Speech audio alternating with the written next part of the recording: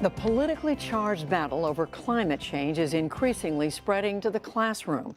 At issue, how and whether to teach it, including the scientific consensus about the role of human activity.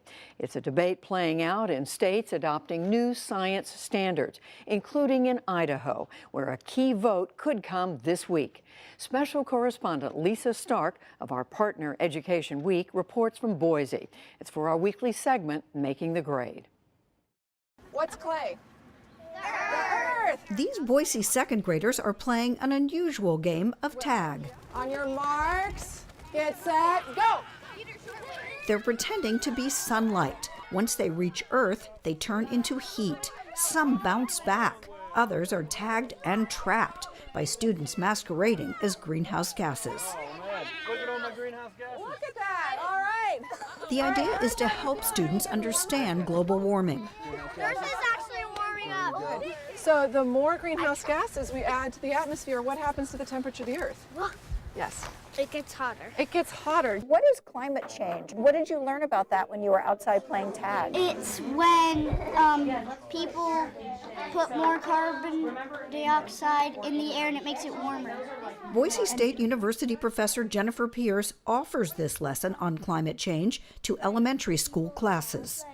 I think it's my obligation as a scientist and as an educator and as a parent to teach our kids about how the greenhouse effect works, how humans and fossil fuels have contributed to the warming of our planet, and what we can do about it. Pierce crafted these lessons after becoming alarmed when Idaho's Republican-dominated legislature moved to soften proposed state science standards to play down the role of humans in climate change. Well, the legislators seem to think that, you need to present both sides of the issue, that you need to be even-handed. There aren't two sides of the issue. The global warming is happening and humans are the cause. There's not another side of the issue. We'd like to call the House Education Committee to order. The fight over new Idaho science standards for grades kindergarten through 12 has now dragged on for 3 years. You were on the committee that drafted these standards and redrafted these standards and redrafted these standards. Yes. What was the problem? Melissa Farrow, an award-winning Idaho science teacher, believes lawmakers have tried to dismantle the group's hard work for political showmanship. The big concern here is people think we're trying to sneak something by them. We're trying to indoctrinate the children of Idaho into concepts that go against the moral or religious beliefs of the citizens. But I would argue that the science is sound in these standards. Last year, lawmakers temporarily approved the standards, but removed 5 sections on climate change, including one that emphasized, quote, the major role that human activities play in causing the rise in global temperatures. Lawmakers asked for a rewrite. Representative Rein supported that, saying students were being force-fed one-sided arguments. They just said, man has XYZ impact on the environment, or these things are bad, versus saying, hey, students, look at the data, do some research, and let's talk about the good things and the bad things that man do to the environment. The public has overwhelmingly disagreed. Science education shouldn't be a political issue. Not some watered-down, censored version. I ask that we not only keep the standards, but that we accept and appreciate all that they have to offer. That did not sway the Idaho House Education Committee, which this month voted again, this time deleting one science standard that linked air pollution with fossil fuels and scrapping pages and pages of content that backed up every area of science instruction, including global warming. The motion passes. Thank you. Representative Scott Syme led the charge, saying he was deleting sections that didn't allow students to do their own scientific discovery. When you have conclusions and standards, it stifles inquiry. What we're going to see is we're going to be developing scientists, kids that can think on their own, that come to their own conclusions. Syme refused repeated requests for an interview, but told a newspaper, quote, I don't care if students come up with a conclusion that the Earth is flat, as long as it's their conclusion, not something that's told to them. The debate over teaching climate change is hardly limited to Idaho. There have been a number of states as they have been revising their science standards where this has become a hot button issue. New Mexico's attempt last fall to weaken climate change instruction generated protests and fierce backlash. The children, the future of New Mexico, deserve better. Ultimately, the State Department of Education backed down.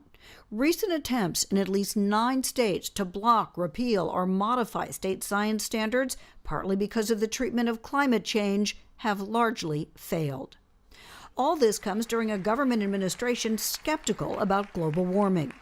The United States will withdraw from the Paris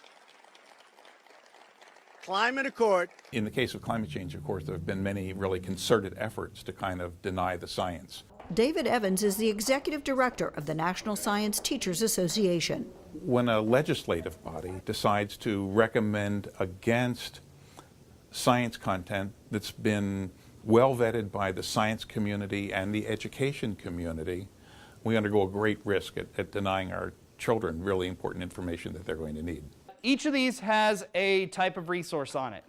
See if you can decide whether it's renewable or non-renewable. The Boise School District isn't waiting for the state to act. There's local control of education in Idaho, and this district is teaching climate science. I know that global warming, even if it's not caused by humans, it's at least happening with our Earth is warming up slowly. I don't genuinely think of, oh yeah, climate change and global warming, yeah, I could change that, I could do that.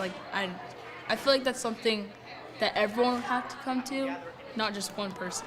Science teacher Nathan Dean says in more rural, conservative parts of Idaho, global warming will only be taught if it's required by the state. I feel like we'd be really remiss to say that we're preparing kids in science education and science literacy if they aren't aware of global warming and climate change and the science behind that. Dean bristles at what's been happening in the state legislature. I think that it would be kind of educational malpractice to pretend that there's two sides to that scientific argument. Representative Kirby says he's not opposed to teaching global warming, as long as kids figure out the causes based on their own research. We really want the students to protect our environment, to protect our planet. But we want them thinking, not being spoon-fed. I'm making a tractor that has a solar panel on it. Back in that second grade Boise classroom, students are figuring out ways to help protect the environment.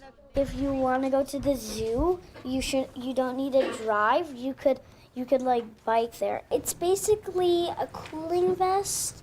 So whenever it's too hot, you can put on the cooling vest. It'd be So far, though, there's no indication anyone is cooling off in Idaho. It's now up to the Senate Education Committee to decide whether to go along with their House colleagues or leave the science standards intact. The vote is expected as early as this week. For the PBS NewsHour and Education Week, I'm Lisa Stark in Boise, Idaho.